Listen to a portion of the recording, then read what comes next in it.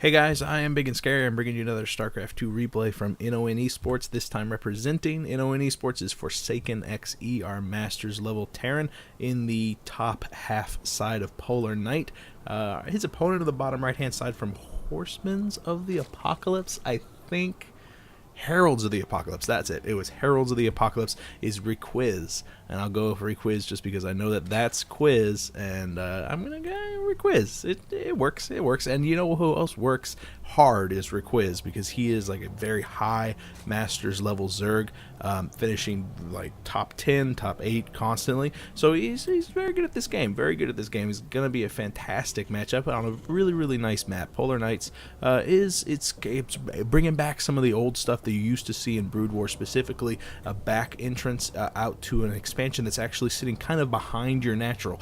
There's several different things that it adds into the map, making it so that you can kind of position some siege units over here to shell down some damage on the mineral field, but also kind of pressuring this potential third. A lot of people don't get this one as a third just because you have to destroy 2 sets of ice or destructible debris. Most people opting for this one, which is kind of a forward-facing expansion. However, it does kind of lock down a lot of the drop potential, because Polar Knight, your main is really, really out there. I mean, you can be assaulted from every different direction. So it's a very weird map. I like it. It's very unique. I would love to see more of it, and we are seeing a lot of it. Just a lot of people are liking it. There's a lot of stuff that you can enjoy regardless of your race. I mean, a lot of open field that you can kind of take advantage of if you're Zerg, getting some nice surrounds, but then you also have that vertical accessibility that can be kind of manipulated by the siege tanks, as well as making it so a warp prism can come in and drop off units pretty much anywhere. So everybody's got something that they can love about this map, and so you don't see it vetoed too often. We have the spawning pool coming out after hatchery. It looks like a 15-15 from Riquiz. We can also see a very fast CC coming out.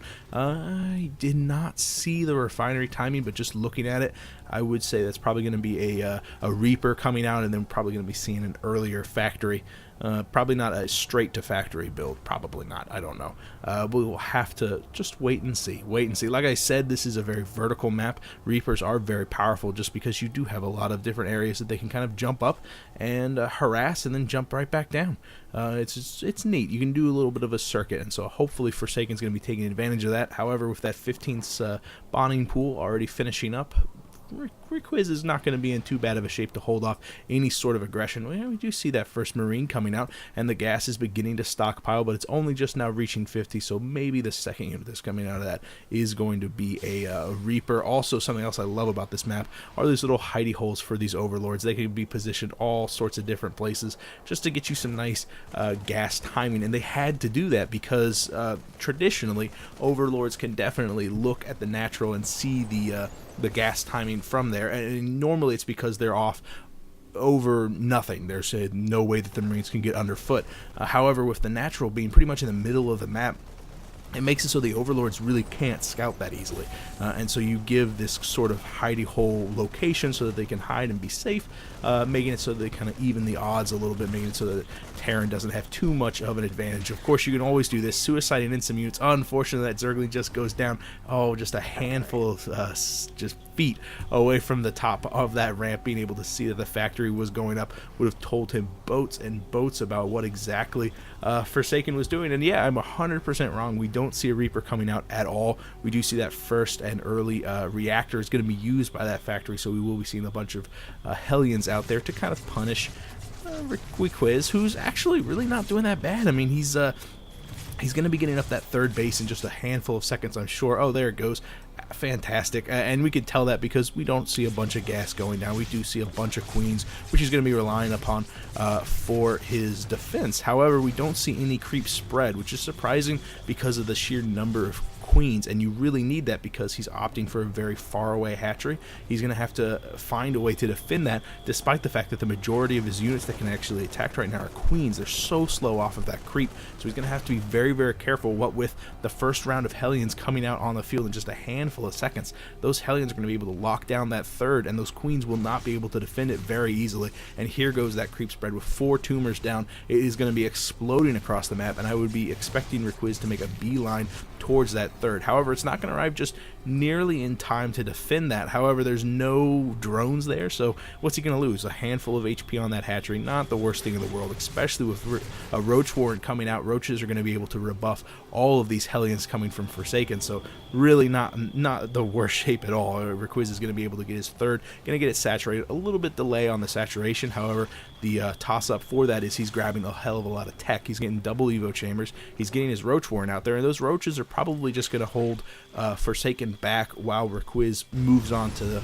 the full unit composition that he wants. And this is what I was talking about. These queens desperately trying to get over to that third to defend it, and he's only losing a couple hundred hit points on that hatchery, but it is annoying and it's obnoxious knowing that you really can't saturate your third with these Hellions out on the field. So he's got all 4 of his queens over there. He's going to be relying on this single queen here. However, with the roach warrant up, 5 roaches on the way, these Hellions might be thinking about doing a run by, but this far onto creep, it's kind of a death sentence because, yeah, these queens can quickly reinforce, but also he can rely upon the roaches. Actually, a really clever play here from Riquiz, moving them down here just as the drones were moving up to kind of cut off those Hellions from being able to push in and catch that Congo line of drones and roast them just before they could actually get to that mineral field. So great play here from Riquiz. Really nice map awareness. I like it a lot. Let's see what Forsaken's doing. It looks like he's grabbing a third. He's got his orbital command down there. Actually, a nice positioning of that bunker, making it so that really can't get a good concave unless you come all the way around, and you'll take a lot of extra damage from that. Still being obnoxious with his Hellions. Finally getting in there and actually doing some damage to those workers. Only 2 of them go down. However, he did get a couple of volleys off on them. We can see that a lot of them are now in the deep yellow. And also, more importantly, keeping his Hellions alive, making it so that Riquiz really can't afford to push out too far from his home base, keeping all of his queens together, making it so that they all rely upon themselves, don't want to let one of them get caught unprepared and kind of cut down.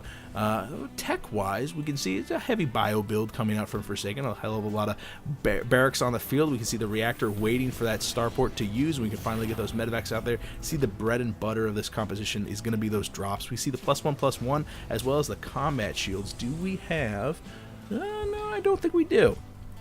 I don't think we do have stem, but it's possible that I always missed it, and it's very embarrassing whenever I do. Oh my goodness, I did.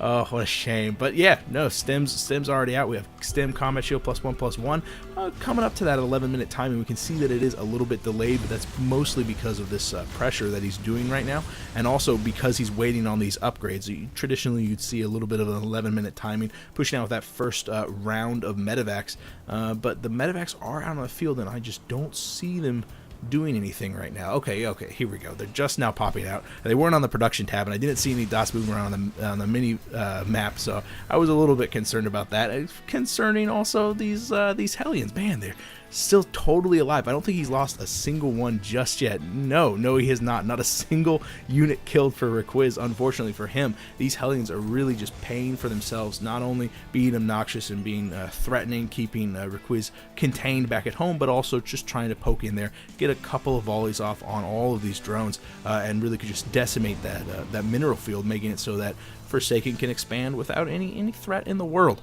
Riquiz, however, is finding a nice unit composition. He's got that infestor pit out. He's working on the enduring locusts, the longevity for those locusts, making it so that they can really siege up and do a lot of damage. And with this forward base really exposed, and with the bunker really far back there, which I was praising just a couple of seconds ago, that means that this orbital command is going to be taking a lot of damage.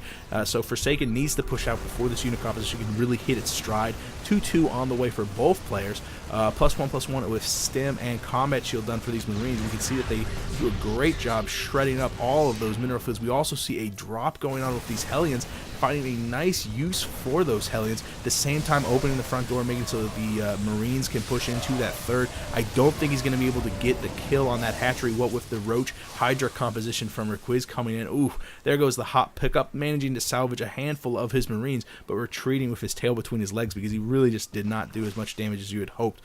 2 different pushes, both of them shut down, not only by the static defenses back home, but also the fantastic unit composition that Riquiz has out on the field. This mainly, the Roach Hydra composition, just buying enough time for him to get out those locusts, get out those the swarm host, making it so that he can have this really cost-effective unit composition and can just siege on top of Terran, keeping them contained, and eventually just begin to push out and take back the majority of the map control that he hasn't had because of those Hellions.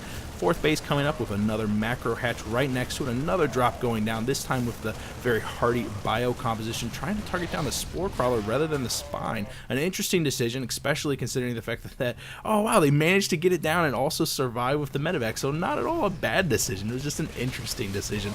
It's always, in my opinion, always better to go off of the things that are actively killing your units, and then you can always just micro back your medevac. However, he knew that he was quickly going to be swept out of that base because of the Roach Hydras, which were going to be reinforcing that position, so going for what you can actually kill, making it so that the drop wasn't a complete wash, actually doing something with it. Good Overlord placement in just particular for Riquiz. He's really got this right side of the map locked down because of that medevac. Only a handful of places that it can slip in there, try to do some damage, even though that main is so very exposed, which is what I was talking about earlier. 10 swarm hosts on the production tab just a couple of seconds ago, and oh my goodness, this is actually going to be very difficult for Forsaken to deal with. He doesn't have a lot of AoE damage. Only a handful of siege tanks on the field, 3 of them on the production tab though, so 1 or 2 rounds of that, he'll definitely have a very intimidating siege tank line, and he'll be able to answer back to the wave upon wave of Locusts, no problem at all. Speaking of wave, I mean, there is a lot of units out on the field right now. Forsaken's macro, his infrastructure back at home is really intimidating, and he's just continually churning out 10 Marines at one time, working on that +3 weapons tech. I don't believe he's on +3 upgrades just yet, but no, yeah, 2-2 across the board, not +3 armor. It looks like another drop going off into the main. However, Riquiz being able to react a little bit faster than Forsaken, distracted by that initial push. At the same time, the swarm hosts are pushing up into that third, and oh, the siege tanks have not sieged at all, and it looks like Forsaken is trying to push forward and forcing Riquiz back. Riquiz not having his Roach Hydra composition there to support those swarm hosts is going to be, having to retreat every time he expels a wave of these locusts. Here comes the push once again.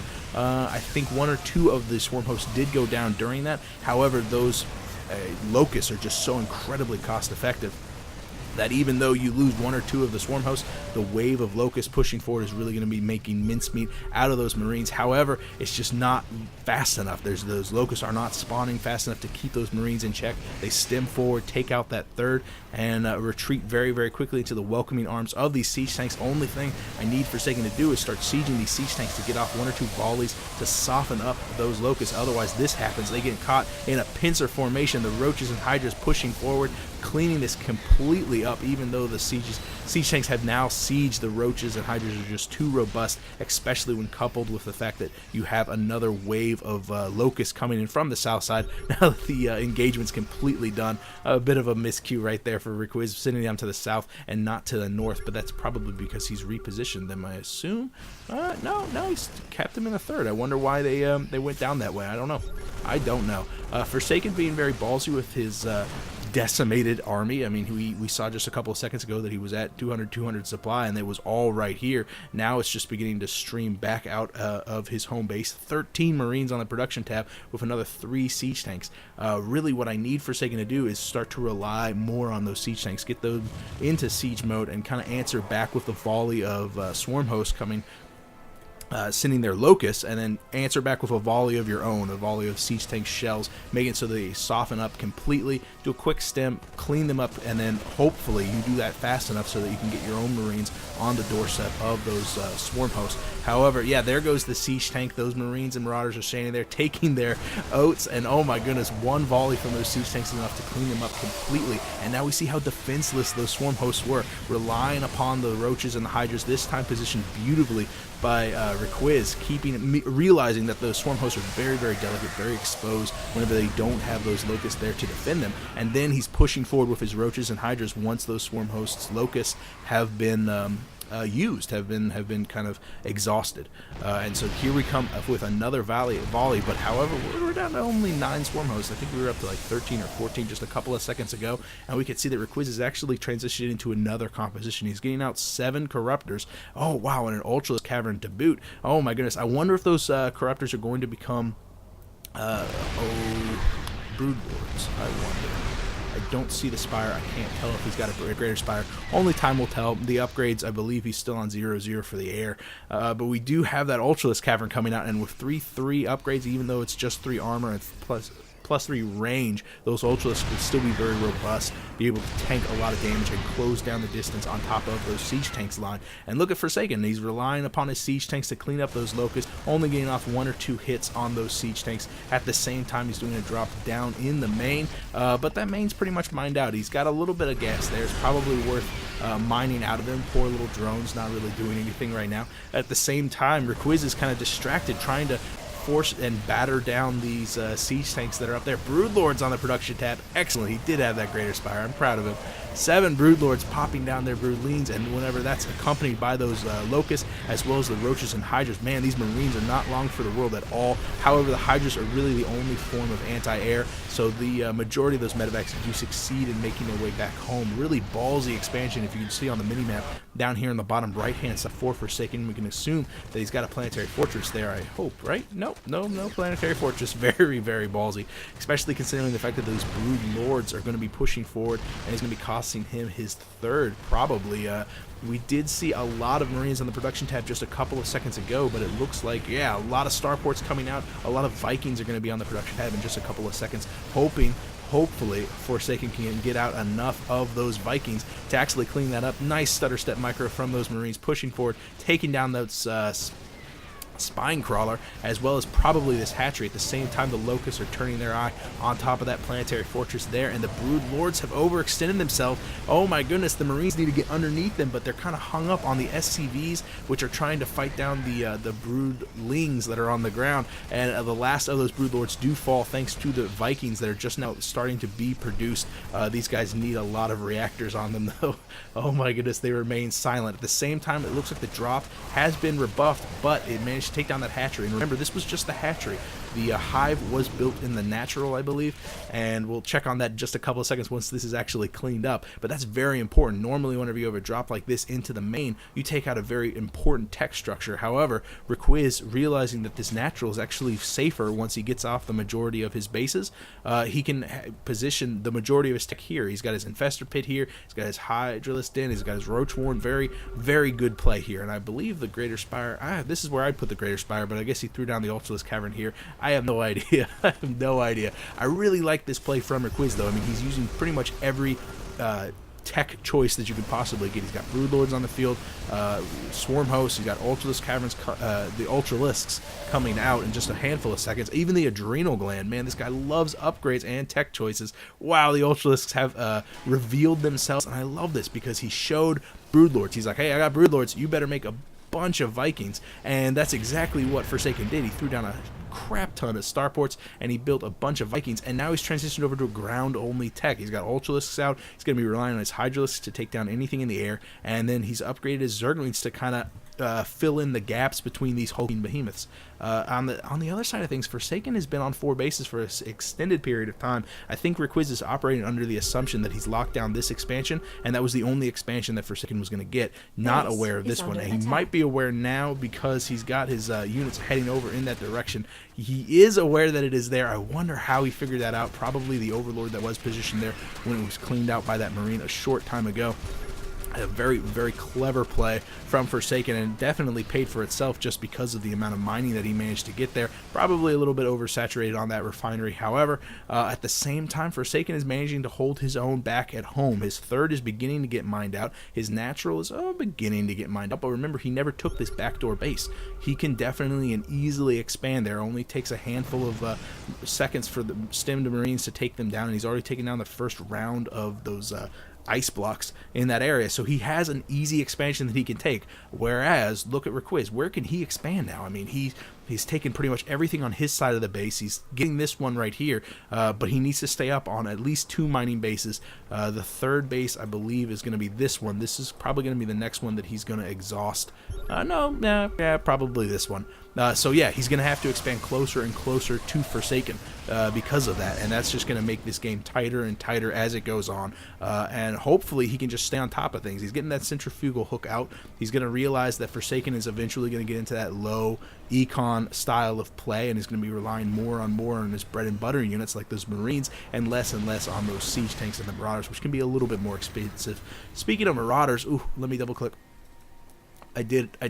Okay, it was like 12. 12 Marauders are out on the field right now. I'm terrible at this game. Oh, my goodness. 12 Marauders are out on the field right now, and will that be enough anti-armor to actually manage to take down those Ultralisks? I believe so, simply because they're being supported by this huge number of siege tanks. That's a lot of siege tanks in conjunction with those Marauders. I think alone the bio composition is not going to be enough to actually deal with them, but we're going to find out in just a handful of seconds. As that base does go down, we can see that everything is just beginning to be repositioned. This is a nice play from Riquiz, taking his units up to the north and to the south. He's going to be pushing in. Oh my goodness, the unprotected siege tank line gets absolutely shredded, and we can see that the Hydralisks are pushing forward. Forsaken, oh man, is being absolutely decimated, but look at the supply, pretty much neck and neck. And why is that? We've got drops going down so many different locations. Oh my goodness, a lot of aggression, and Forsaken manages to retreat with a decent chunk of his units. I mean, he's still got a bunch of Thors, a bunch of Medivacs, but a handful of siege tanks, which is very, very important. I wonder how that happened.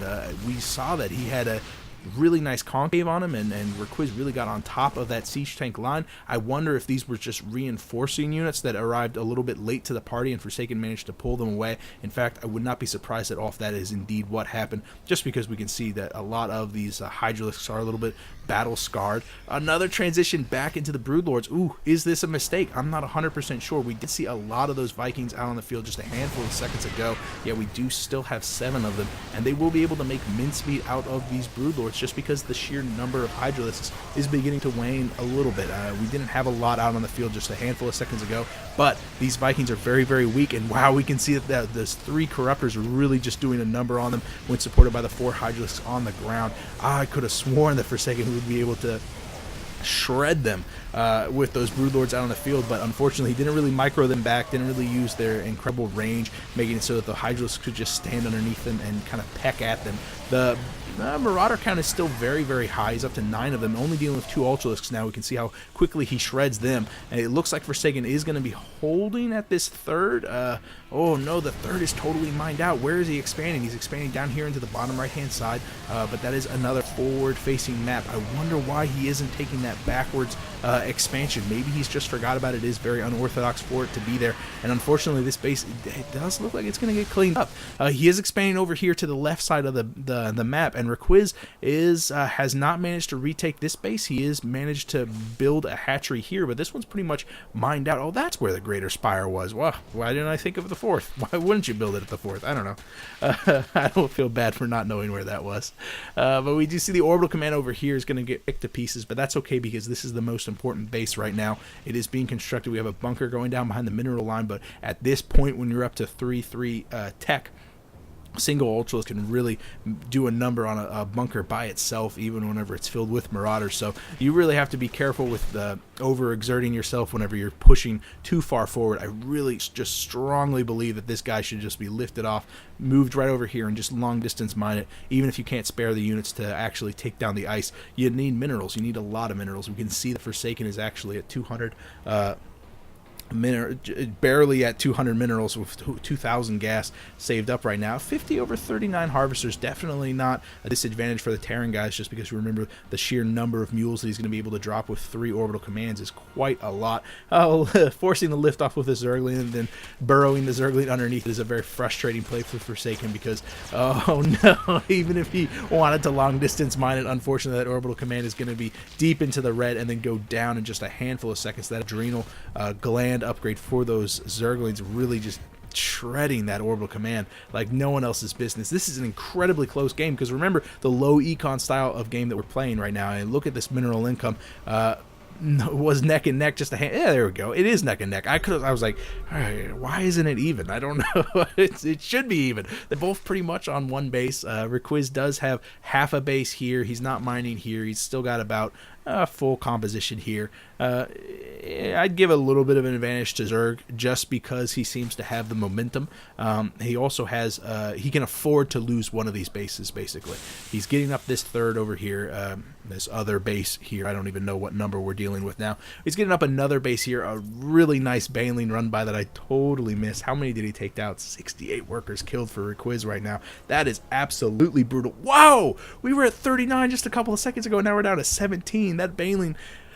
Wow, those banelings. Holy crap. So that was a lot of damage being dealt there to Forsaken, and unfortunately for him, I don't know how Forsaken's going to be able to scrounge his way back in. Remember, he does have a massive gas bank right now, so he can focus exclusively on minerals, and because he has those 2 orbitals right now, he can, you know, get a lot of minerals out there, get a lot of marines out there. Unfortunately for him, Riquiz still has his Hydralisk Den, right?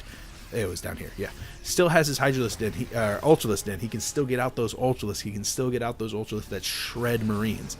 And unfortunately for him, Forsaken isn't really producing a bunch of Marauders. He's going to be very vulnerable to them. We do see a Broodlord being constructed right now. Riquiz maybe favoring that low econ style. Oh, it's because he already has a couple of Ultralisks out on the field. Got to be careful with throwing away his Marines like that. With those siege tanks out on the field, they will still shred them. And this is definitely a part of the game where every second counts, every mineral counts. You really don't want to sacrifice anything just flippantly. You don't want to give away any units or anything like that. Here comes a massive push forward. Really doesn't want to push forward into the siege tank line, realizing that he is retreating. This place is pretty much completely mined out, but the Greater Spire is tethered to that hatchery, so he really can't afford to let it go down completely. He can't afford to lose this base 100%.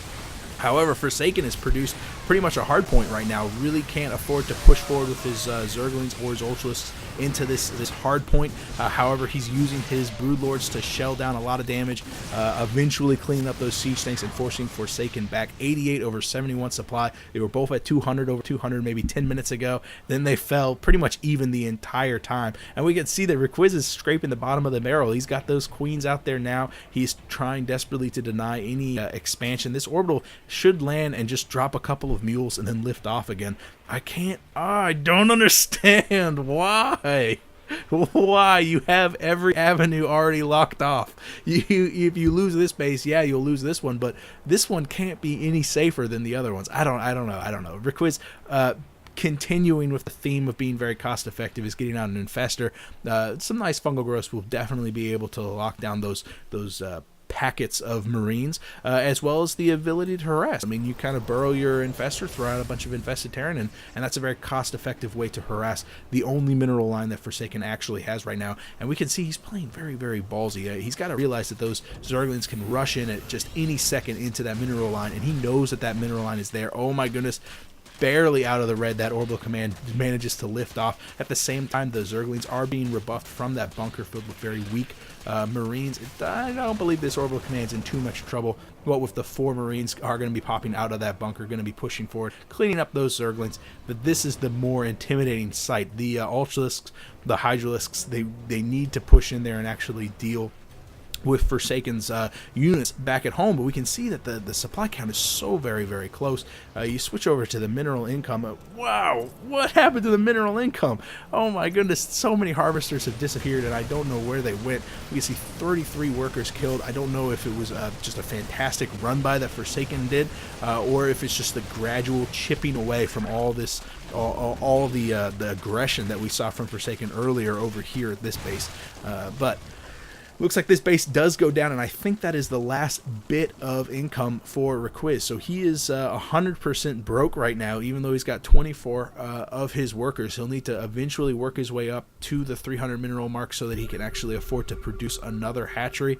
I suppose this place, I mean, this is definitely the base that he wants to get up and running. He's got static defenses there. He's got his entire units positioned there. However, he needs to long distance mine up to that 300 mineral mark, and at that for the time being, Forsaken definitely has an advantage. He's got a base that's mining. He's got a base that he can easily take, and he's got all the time in the world. He doesn't really have to worry about a lot of aggression from Riquiz because he's not going to be able to be very aggressive. A fantastic snipe here from Forsaken, managing to take down that Ultralisk Cavern. A massive win. Oh, please don't die. Please don't die. Oh my goodness, so close. The medevac does go down. It drops right over the Infestor Pit. However, it gets cleaned up by those Zerglings. Massive pickup from that Ultralisk Cavern. Really just a nail in the coffin that Forsaken is building around Riquiz, trying to make it so that his units can be so much more effective. Only having to deal with one more Ultralisk is going to be key. It's going to be so very important. What with the Marines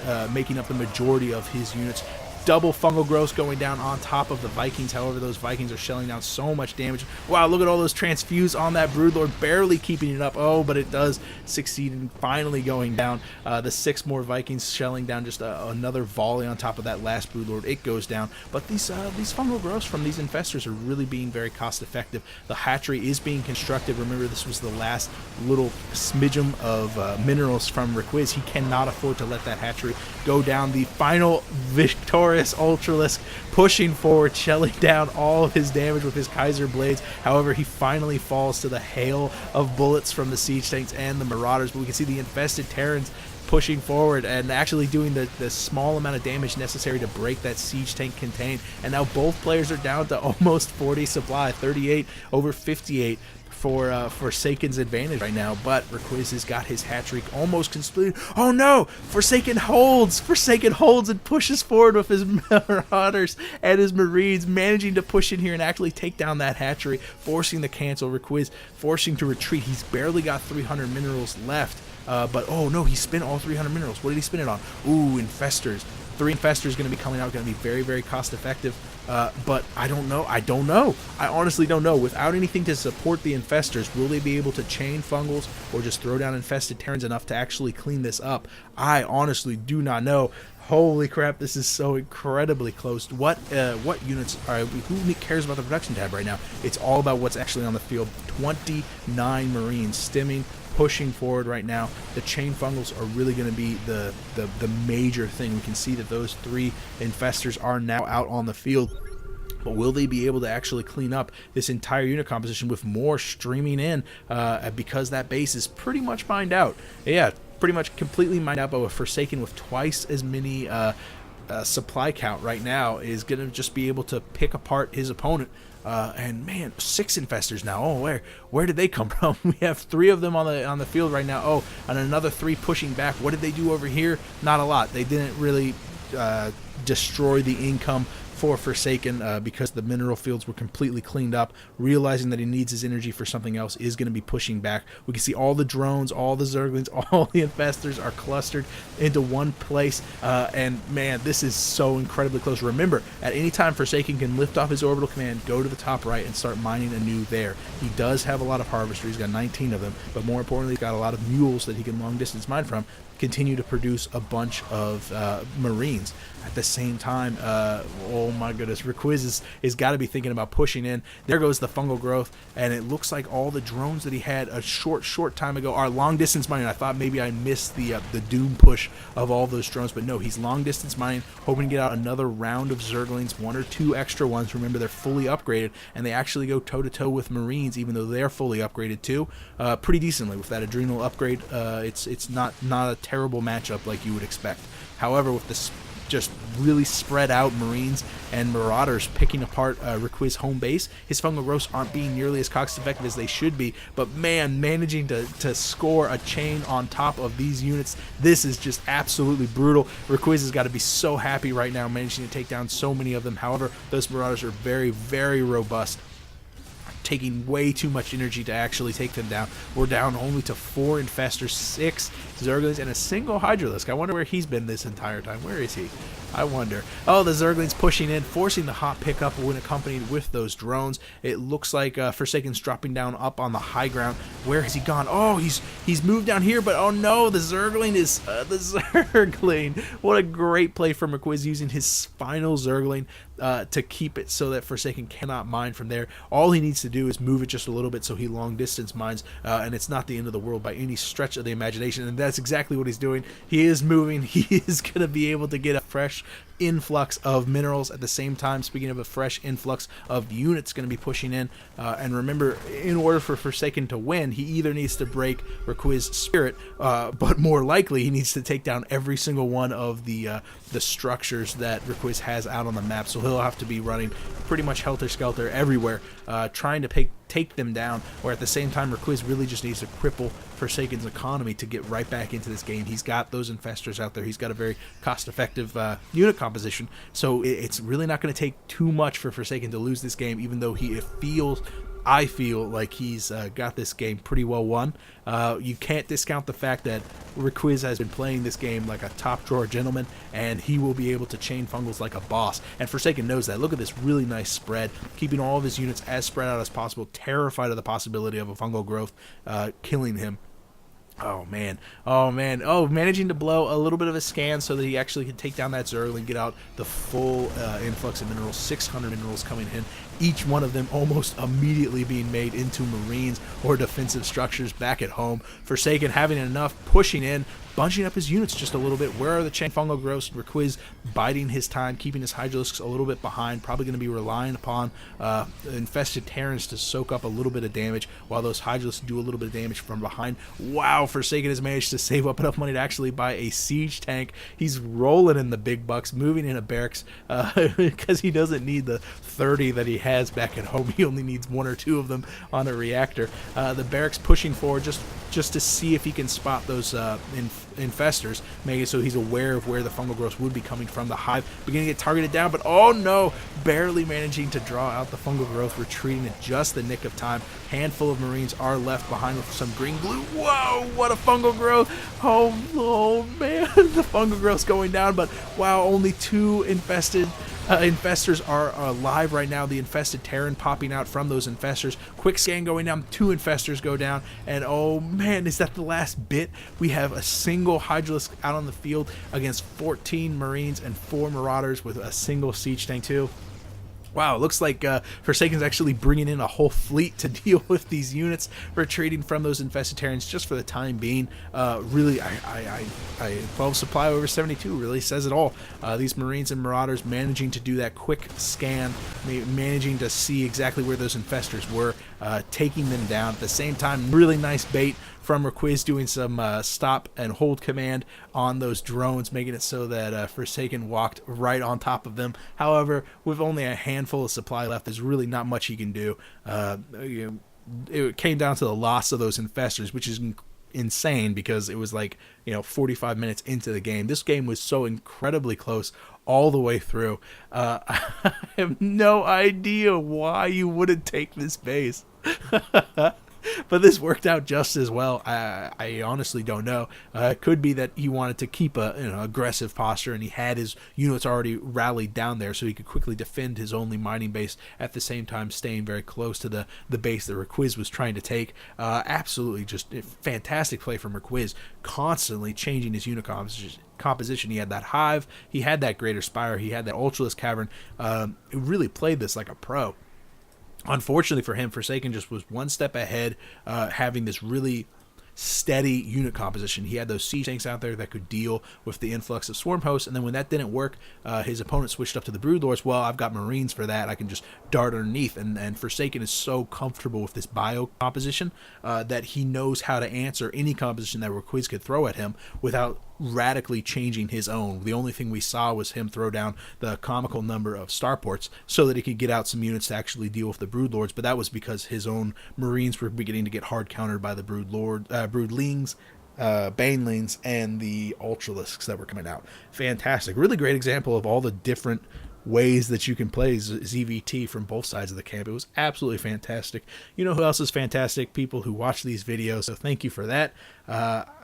If you guys like this sort of things, feel free to stop by NoN-eSports. I believe it's on the screen right now. They've got their home website there. And of course, you can subscribe to this YouTube channel for more fantastic